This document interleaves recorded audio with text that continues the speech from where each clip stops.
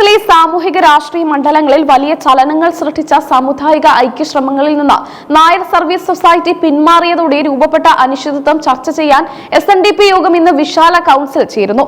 NSSന്റെ പിന്മാറ്റം അപ്രതീക്ഷിതമായിരുന്നുവെങ്കിലും അതിനു പിന്നിൽ ശക്തമായ രാഷ്ട്രീയ സമ്മർദ്ദമുണ്ടെന്നാണ് SNDP നേതൃത്വത്തിന്റെ പ്രാഥമിക വിലയിരുത്തൽ. ഐക്യശ്രമങ്ങളിൽ നിന്ന് NSS പിന്നാക്കം പോയ സാഹചര്യത്തിൽ ഭാവി പരിപാടികൾ ആസൂത്രണം ചെയ്യുകയാണ് ഇന്നത്തെ കൌൺസിലിന്റെ പ്രധാന അജണ്ട. ജനറൽ സെക്രട്ടറി വെള്ളാപ്പള്ളി നടേശന്റെ അധ്യക്ഷതയിൽ ചേരുന്ന യോഗത്തിൽ സംസ്ഥാനത്തിന്റെ വിവിധ ഭാഗങ്ങളിൽ നിന്നുള്ള പ്രതിനിധികൾ പങ്കെടുക്കും.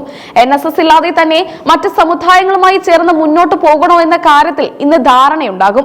NSSന്റെ പെട്ടെന്നുള്ള പിന്മാറ്റത്തിന് പിന്നിൽ ചില രാഷ്ട്രീയ ശക്തികളുടെ ഇടപെടലുണ്ടെന്ന് SNDP വിശ്വസിക്കുന്നു.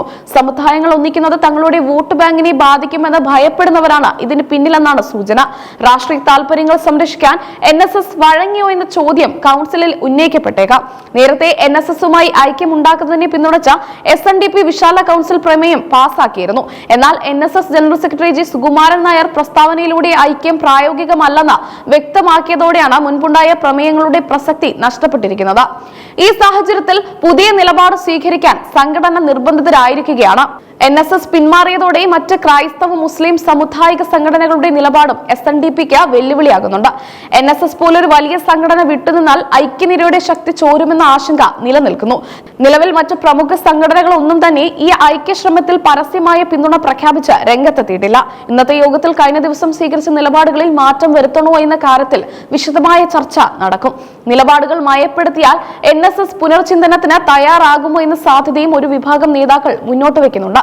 എന്നാൽ ആത്മാഭിമാനം പണയപ്പെടുത്തിയിട്ടുള്ള ഐക്യത്തിന് നിൽക്കേണ്ടതില്ലെന്നാണ് വെള്ളാപ്പള്ളി നടേശന്റെ പക്ഷം. പെരുന്നയിൽ ചേർന്ന NSS ഡയറക്ടർ ബോർഡ് യോഗമാണ് ഐക്യം വേണ്ടെന്ന അന്തിമ തീരുമാനമെടുത്തത്.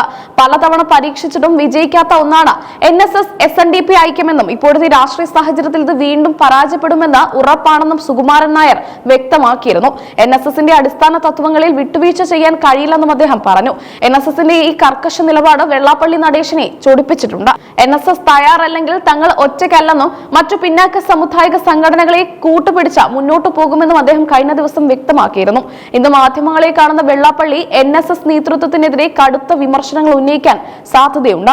ഈ രണ്ട് പ്രബല സംഘടനകളും രണ്ട് ധ്രുവങ്ങളിൽ നിൽക്കുന്നത് വരാനിരിക്കുന്ന തിരഞ്ഞെടുപ്പുകളിലും രാഷ്ട്രീയ ചർച്ചകളിലും വലിയ സ്വാധീനം ചെലുത്തും. സർക്കാർ വിരുദ്ധ വികാരം പടരുമ്പോൾ സമുദായ സംഘടനകൾ ഒന്നിച്ചു നിൽക്കുന്നത് ഭരണപക്ഷത്തെയും പ്രതിപക്ഷത്തെയും ഒരുപോലെ ആശങ്കപ്പെടുത്തിയിരുന്നു. എന്നാൽ ഈ വിള്ളൽ രാഷ്ട്രീയ പാർട്ടികൾക്ക് ആശ്വാസകരമാണ്. വിശാല കൌൺസിലിന് ശേഷം വെള്ളാപ്പള്ളി നടേശനും തുടർന്ന് പെരുന്നയിൽ നിന്ന് സുകുമാരൻ നായരും മാധ്യമങ്ങളെ കാണുന്നതോടെ വരും ദിവസങ്ങളിലെ സാമുദായിക രാഷ്ട്രീയത്തിന്റെ ചിത്രം തെളിയും. ഐക്യത്തിനുള്ള വാതിലുകൾ പൂർണ്ണമായും അടഞ്ഞോ അതോ ഇനിയൊരു ഒത്തുതീർപ്പിന് സാധ്യതയുണ്ടോ എന്നതാണ് രാഷ്ട്രീയ കേരളം ഉറ്റുനോക്കുന്നത്.